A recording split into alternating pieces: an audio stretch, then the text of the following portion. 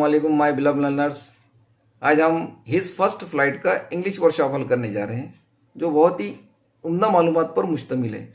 इसमें आप सीखेंगे true and false, complete the sentences, fill in the blanks, make meaningful sentences given words. इसमें कुछ अल्फाज दिए गए इंग्लिश के, आपको उसके जरिए से अंग्रेजी की मीनिंगफुल सेंटेंस बनाना है। Short notes of first time learning experiences. मैंने स्विमिंग की शॉर्ट नोट्स दी है कि किन मसाइल का सामना करना पड़ता है स्विमिंग में। फिर इसमें एक खास बात यह है कि इंटरव्यू ऑफ सुनीता विलियम्स भी पेश किया हूँ, और हमारे स्कूल के बच्चों ने 2 वीडियोस पेश किए हैं सुनीता विलियम पर कि उनका इंटरव्यू कैसा लिया जाता है। वो भी दोनों वीडियोस की लिंक मैंने आपको डिस्क्रिप्शन में दिया हूँ, उसको ज़रूर देखिए कि किस तरह खूबसूरत अंदाज में बच्चों ने सुनीता विलियम का इंटरव्यू पेश किया है। ज़रूर देखें। इसके बाद लैंग्वेज स्टडी में आपको सीखने को मिलेगा identify of tenses, kinds of tenses, उसके बाद definition of adverb, kinds of adverb, passive voice यानी फेले मजहूल जिसको कहते हैं। पैसिव वॉइस को मैंने डिटेल में बयान किया हूँ, और उसके बाद ट्रांजिटिव और इंट्रांजिटिव वर्ब को भी डिटेल में बयान किया हूँ। तो उम्मीद है आप पूरा वीडियो आखिर तक देखेंगे। तमाम एक्सरसाइज को फतेह ग्रुप में पोस्ट करेंगे, तो उम्मीद है आप पूरा वीडियो गौर से देखेंगे और उसको हल भी करेंगे तमाम एक्सरसाइज को, और फतेह ग्रुप में पोस्ट भी करेंगे। तो जुड़े रहिए, बने रहिए शाहनवाज NF खान चैनल से और फतेह ग्रुप से। आपको ज़रूर सीखते रहने का मौका मिलेगा। चलते हैं। इस फर्स्ट फ्लाइट का इंग्लिश वर्कशॉप हम हल करने जा रहे हैं। उसका पहला सवाल है, state whether the following statements are true और फॉल्स। इसमें हमको ट्रू और फॉल्स बयान करना है। A, the young seagull was not confident about the ability of his wings. Young seagull को एतमाद नहीं था अपने परों पर, अपने परों की सलाहियत पर। ये ट्रू है। The young seagull's parents guided and improved his siblings in the art of flying. Young seagull के वालिदैन उसके भाई बहन को उड़ने की कला में रहनुमाई करते थे। ये भी सही है, ट्रू है। When the young seagull pretended to be falling asleep, his parents noticed him. जब यंग सीगुल सोने का बहाना करता था, उसके वालिदैन उस पर तवज्जो दिया करते थे। ये फॉल्स है, जबकि उसके वालिदैन नोटिस नहीं करते थे। Flying across the young seagull, the mother dropped a piece of fish into his beak. ये भी फॉल्स है। उसके वालिदैन ने उसकी चोंच में फिश का टुकड़ा नहीं डाला था। Complete the following statements. हमको इन बयानों को मुकम्मल करना है। The young seagull is afraid to fly because, वो उड़ने से डरता था। Because he felt certain that his wings would never support him to fly. Young birds are afraid to make their first flight because they are not confident at their first flight. इस तरह से उसको complete करना है।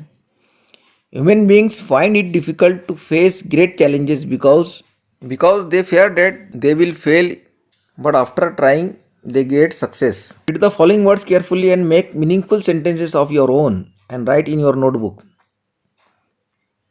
इन अल्फाजों को पढ़ना है गौर से और मानी खेज जुमला बनाना है और अपने नोटबुक में लिखना है। प्लेंटिवली यानी गम आलूदा, तो इसका इस्तेमाल इस तरह करेंगे हम।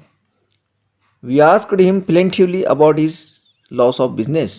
मॉन्स्टरस, अजीब, हैरत अंगेज। Dinosaur was a monstrous animal, beckon यानी इशारे से बुलाना, इशारे करना। They were beckoning the seagull to land in the grass, curvetting यानी फुदकना, जंपिंग करना। The young seagull went curvetting to the ledge, whet यानी तेज करना। The young seagull loved to whet his beaks again and again. Soar यानी उड़ना, we can not सोर।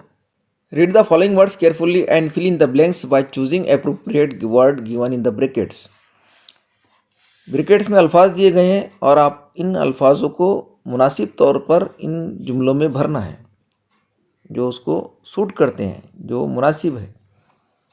Arjun is full of, इसमें सूट होता है covered ice. The violin played very shrilly and merrily. Ravi said, are you really afraid of the dark?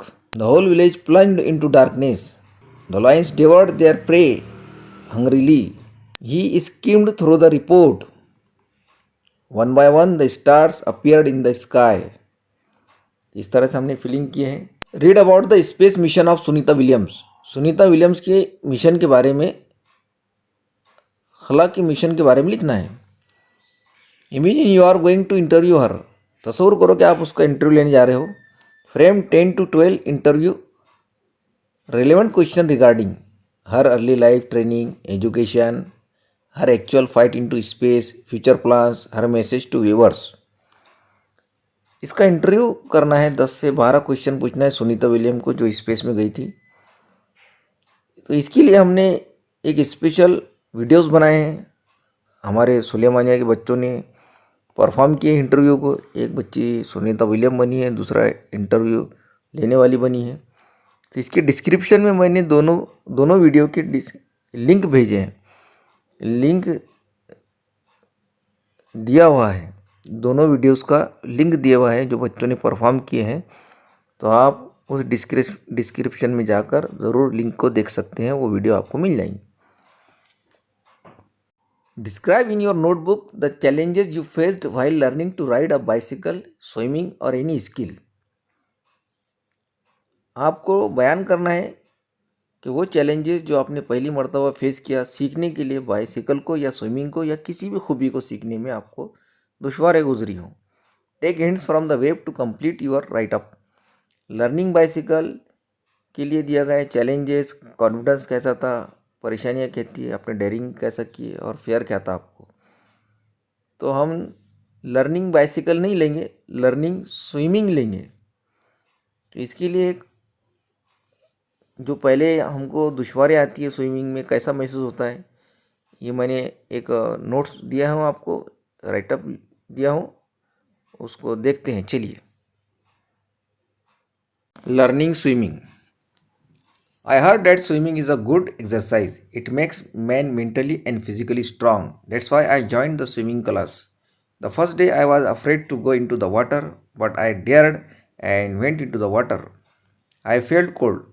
Then slowly I began to enjoy the swimming in the water. My fear went away, and in a few days I learned to swim and I began to feel active. Language study शुरू करने जा रहे हैं। इसमें हम सीखेंगे homophones, homographs और homonyms किसे कहते हैं।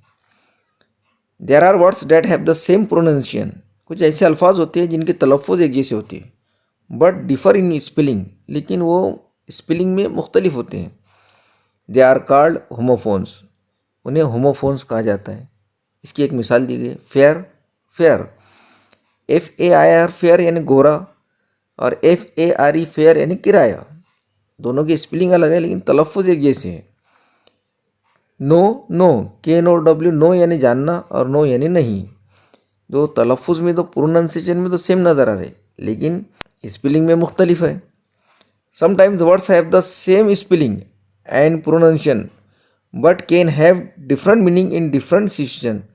They are called homographs. For example, watch, observe, watch shows time. कभी कभी अल्फाज ऐसे होते हैं जिनके स्पेलिंग और प्रोनाउंसिएशन सेम होते हैं, लेकिन वो वक्त की नज़ाकत के हिसाब से उनके मायने अलग हो जाते हैं। जैसे वॉच यानी देखना और वॉच यानी घड़ी, तो एक के मायने देखना होते हैं, ऑब्जर्व करना होते हैं, और एक के मायने घड़ी के होते हैं। Fair, not very good, not very bad. तो फेयर के मायने एक ये भी होते हैं कि उचित, सही। An exhibition and sale of items, fair यानी मेला भी होता है। Fair of complexion, skin tone, fair आपका कलर भी होता है, मैंने गोरा बताया हूँ अभी। Homophones and homographs are together known as homonyms. जब ये एक साथ हो जाते हैं होमोफोन्स एंड होमोग्राफ्स, तो उसे कहा जाता है homonyms. Give the homophones of the following. Blue यानी नीला, और ब्लू, BLEW, ब्लू यानी हवा का बहना, ये ब्लो का सेकंड फॉर्म है। बियर, बियर यानी बर्दाश्त करना, और एक बियर होता है जो ड्रिंक की जाती है, BEER, बियर। बीट यानी चुकंदर, जो लाल रंग की आती है, खाया जाता है उसको खाने के साथ में। और बीट यानी मारना, BEAT, बीट। टू यानी को और TOO यानी भी, SON सन यानी बेटा और SUN सन यानी सूरज। इस तरह से ये होमोफोन्स होता है। From the lesson the homophones of the following. Lesson में से इन अल्फाज के हमको होमोफोन्स फाइंड आउट करना है।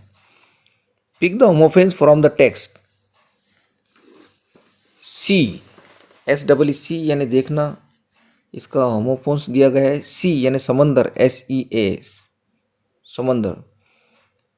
वुड लकड़ी और WOULD वुड यानी गा गी गे, ये विल का पास्ट टेंस है, ऑक्सिलरी वर्ब है। देयर वहाँ, देयर THEIR देयर यानी उनका। सीन SCEN सीन यानी मंजर और सीन SEEN सीन यानी सी का थर्ड फॉर्म्स, देख चुका। वोन जीता, विन का सेकंड फॉर्म है। ओन OWN ओन यानी खुद। आई यानी आँख और आई जो प्रोनाउंसिएशन आई यानी मैं। पीस PEACE पीस यानी अमन और पीस यानी टुकड़ा, PIECE। थ्रीव THREW थ्रीव, थ्रीव का थ्रो दिया है। हैंस यानी इसलिए और हैंस यानी मुर्गियाँ। नॉट KNOT नॉट यानी गांठ और NOT नॉट यानी नहीं। Explain how the underline homographs differ in meaning. He saw his two brothers, यहाँ सॉ दिया गया है, सी का सेकंड फॉर्म सॉ, तो यहाँ लिखेंगे हम past tense of see. The wood cutter cut the weak branch with his sharp saw. Saw और saw, SAW saw past tense of see और saw a tool with toothed blade for cutting, इसको कहते हैं करवत। The bird injured his wings, he lives in the C wing of the building. Wings feathers, feathers of the bird परिंदे के पर। Wings part section of building. The aeroplane will land at 9 PM sharp. He owns 10 acres of land, तो पहली land की मायने होती है to bring to land यानी उतरना, और दूसरी की होती है the part of the earth, the property. The head of the institution was on leave, he bend his head down with chin. पहले हेड के मायने होते हैं रिस्पॉन्सिबल, इंचार्ज या सरबरा, दूसरे हेड के मायने होते हैं sir, etcetera. Read the following sentences carefully, underline the verbs and find out the tenses in the sentences. The sun was now ascending the sky, इसमें असेंडिंग वर्ब है और पास्ट कंटिन्यूस टेंस है। Was और verb की आएंगी शक्ल इस्तेमाल हुई। Still they took no notice of him, took इसमें वर्ब है, ये पास्ट सिंपल टेंस है। She is standing on a little high hump on the प्लेटो, इसमें स्टैंडिंग वर्ब है और ये प्रेजेंट कंटिन्यूस टेंस है। ही लीन्ड आउट ईगरली, ये पास्ट सिंपल टेंस है, लीन्ड वर्ब की दूसरी शक्ल है लीन की। ही जस्ट फेल्ट डिजी, फील का सेकंड फॉर्म है फेल्ट, इसलिए ये पास्ट टेंस होगा, पास्ट सिंपल टेंस होगा। अब एडवर्ब क्या होता है हम जानेंगे। पार्ट्स ऑफ स्पीच में एडवर्ब,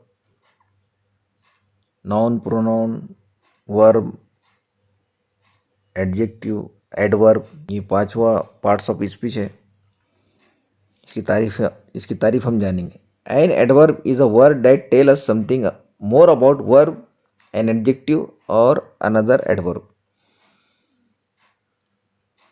ये एक ऐसा लफ्ज़ होता है पार्ट्स ऑफ स्पीच का जो वर्ब के बारे में बताता है, एडजेक्टिव के बारे में बताता है और खुद एडवर्ब के बारे में बताता है। जैसे यहाँ एग्जांपल दी गई है about a verb, he runs fast, वो तेज़ दौड़ता है, तो बताया जा रहा है कैसा दौड़ता है, कैफियत बता रहे हैं, कैसा तो तेज़। तो यहाँ फास्ट एडवर्ब हो गया। द गर्ल सैंग स्वीटली, सैंग लड़कियों ने गाया, कैसे गाया? स्वीटली, खूबसूरती से, मिठास से गाया। तो वो डिफाइन कर रहा है वर्ब को, तो इसलिए वो एडवर्ब कहलाता है। जबकि अगर ऐसा कहा गया कि द गर्ल सैंग, लड़कियों ने गाया, लेकिन कैसा गाया ये नहीं बताया जा रहा है, तो स्वीटली वर्ब को डिफाइन कर रहा है। वैसे ज़्यादातर एडवर्ब के आखिर में एलवाई लगता है। Suddenly the baby started crying, अचानक बच्ची ने रोना शुरू किया। कैसे? तो अचानक, यानी कैफियत बता रहा है। अबाउट एन एडजेक्टिव, तो इन दो एग्जाम्पल में तो उसने बताया कि वर्ब में वर्ब की कैसे डिफाइन करता है, वर्ब की वजाहत कैसे करता है एडवर्ब। अब एडजेक्टिव की कैसे वजाहत करता है। This chain is very sturdy, sturdy के मायने होते मजबूत। तो चैन कैसी है? मजबूत तो है, लेकिन वेरी, बहुत मजबूत है। तो वेरी स्टडी को डिफाइन कर रहा है, इसलिए वेरी एडवर्ब हो गया। The tea is too hot, too यानी बहुत ज़्यादा गर्म है। कैसी है? बहुत ज़्यादा गर्म है, कैफियत बयान कर रहा है यहाँ एडजेक्टिव की। हॉट एडजेक्टिव है। अबाउट अनदर एडवर्ब, एडवर्ब खुद एडवर्ब को भी डिफाइन करता है, जैसे कि you should run very fast, तो फास्ट तो एडवर्ब है, वेरी फास्ट बहुत तेज। एक रेदर फास्ट आता है, या हम ऐसा बोल सकते हैं शी सिंग्स रेदर स्वीटली, बहुत ज़्यादा खूबसूरती से गाती है। रेदर भी एडवर्ब है और स्वीटली भी एडवर्ब है। यहाँ एडवर्ब भी एडवर्ब की तारीफ कर रहा है। अबाउट अ फ्रेज और sentences, unfortunately your answer is incorrect, यहाँ एडवर्ब पूरे सेंटेंस को डिफाइन कर रहा है। Adverb give us information about place, for example go there, come in. तो एडवर्ब ऑफ प्लेस बताया जा रहा है यहाँ पर। ऐसे अल्फाज जो जगह बताते हैं, हेयर, देयर, ये भी एडवर्ब है। यहाँ पर इन एडवर्ब होंगे, यहाँ अंदर के मायने होते हैं, इसलिए उस मे के जब मायने होते हैं तो वो प्रीपोजिशन होता है यहाँ, लेकिन एडवर्ब होगा। एडवर्ब ऑफ टाइम भी होता है, कुछ ऐसे अल्फाज होते हैं जो टाइम बताते हैं, जैसे I will do my work, I will do my homework tomorrow, yesterday, tomorrow, today, ये एडवर्ब ऑफ टाइम कहलाते हैं। नाउ, देन, ये सब एडवर्ब ऑफ टाइम है। I need a pencil now, अब। एडवर्ब ऑफ मैनर भी होता है। रीड स्लोली, पढ़ो कैसे? आहिस्ता से। Right well. Adverb of degree होता है। The water is too cold, बहुत ज़्यादा ठंडा। Many adverb end with ly such as slowly, actually, surprisingly, etcetera. Like adjectives, adverb can also be used in comparative and superlative degree forms. Example, he spoke most impressively, they danced more gracefully. इस तरह से पहले मजहूल पढ़ने जा रहे हैं हम, यानी passive. Many action involve two people things, कई एक्शन जो शामिल होती है दो चीज़ों के दरमियान, दो लोगों के दरमियान। One that perform the action and one that is affected by the action, एक तो जो काम करता है और या जिस पर काम होता है। Example, Sonali at the mango, तो एक्शन करने वाला है सोनाली और एक्शन पर, जिस एक्शन पर काम हो रहा है वो है मैंगो। तो यहाँ पर सोनाली सब्जेक्ट हो गया और द मैंगो ऑब्जेक्ट हो गया। Here are the action of eating involves Sonali, who eats, and the mango which gets eaten. कौन खाता है? तो सोनाली खाती है, और किसको खाया जाता है? तो मैंगो को खाया जाता है। Sonali is the subject and mango is the object of the verb eat. When you want to talk about who performed, किसने किया एक्शन को, तो doer of the action is the subject, काम का करने वाला सब्जेक्ट कहलाता है। तो ये हु का जवाब सब्जेक्ट कहलाता है। हु प्लेड, यानी कि कौन खेला? सचिन प्लेड क्रिकेट, सचिन ने क्रिकेट खेला। तो हु प्लेड? तो Sachin, Sachin is a subject. और क्या खेला? क्या या किसको का जवाब ऑब्जेक्ट कहलाता है। क्या या किसको का जवाब ऑब्जेक्ट कहलाता है। जैसे कि सचिन प्लेड, सचिन ने खेला। क्या खेला? तो क्रिकेट खेला। तो क्रिकेट इज एन ऑब्जेक्ट। और किसको का भी, आई गेव देम कीज, मैंने उन्हें चाबी दिया। तो इसमें दो ऑब्जेक्ट हो गए, देम भी ऑब्जेक्ट हो गया और कीज भी ऑब्जेक्ट हो गया। तो एक होता है इनडायरेक्ट ऑब्जेक्ट और एक होता है डायरेक्ट ऑब्जेक्ट। तो वर्ब के बाद इनडायरेक्ट ऑब्जेक्ट आता है और इनडायरेक्ट ऑब्जेक्ट के बाद डायरेक्ट ऑब्जेक्ट आता है। You want focus on the object, the thing affected by the action, then you make it the subject of that sentences. Example, the mango was eaten. You may or may not mention the door. Here Sonali or the person who ate it. This is passive construction or passive voice. In this type of construction, the things affected by the verb is the subject of the sentence. The verb in the passive form be plus past participle. The door of the action may or may not be mentioned. In the following example of passive voice, the door of the action is not mentioned. Passive voice में subject important नहीं होता है। वो होता ही इसलिए कि piecewise होता ही है कि उसमें सब्जेक्ट के बारे में बयान नहीं किया जाता, बल्कि ऑब्जेक्ट को एम्फेसाइज किया जाता है या ऑब्जेक्ट पर जोर दिया जाता है। वहाँ सेंटेंस में पैसिव वॉइस में ऑब्जेक्ट इंपॉर्टेंट होता है और एक्टिव वॉइस में सब्जेक्ट इंपॉर्टेंट होता है। तो when the subject is important we use active voice and when the object is important we use passive voice. तो ये नीचे के दिए हुए जुमलों में सब्जेक्ट इंपॉर्टेंट नहीं है। द प्लांट्स आर प्रून्ड, पौधे काटे जाते हैं, छाटे जाते हैं। A cup of tea is offered to any guest. Many anecdotes related to Mark Twain are told. कई एनेक्डोट्स मार्क ट्वेन के जरिए से बोले जाते हैं। If you wish to mention the doer in the passive voice we mention it by adding by. अगर हमें इस्तेमाल करना ही है तो बाय लगाकर सब्जेक्ट लगा सकते हैं हम इसके अंदर पैसिव वॉइस में। The pen was given to me by my aunt, इस तरह से। Note that only transitive verbs can be used in the passive voice. तो ट्रांजिटिव वर्ब ही पैसिव वॉइस में इस्तेमाल होता है, इंट्रांजिटिव वर्ब नहीं इस्तेमाल होता है। यानी इंट्रांजिटिव वर्ब उसे कहते हैं जिसका सब्जेक्ट जिस वर्ब का ऑब्जेक्ट होता है उसे ट्रांजिटिव वर्ब कहते हैं, और जिस वर्ब का ऑब्जेक्ट नहीं होता उसे इंट्रांजिटिव वर्ब कहते हैं। जैसे कि आई स्लीप, मैं सोता हूँ। तो मैं सोता हूँ तो इस पर सवाल पैदा हो सकता है, कहाँ, कैसे, कब। तो ये इंट्रांजिटिव वर्ब हो गया है।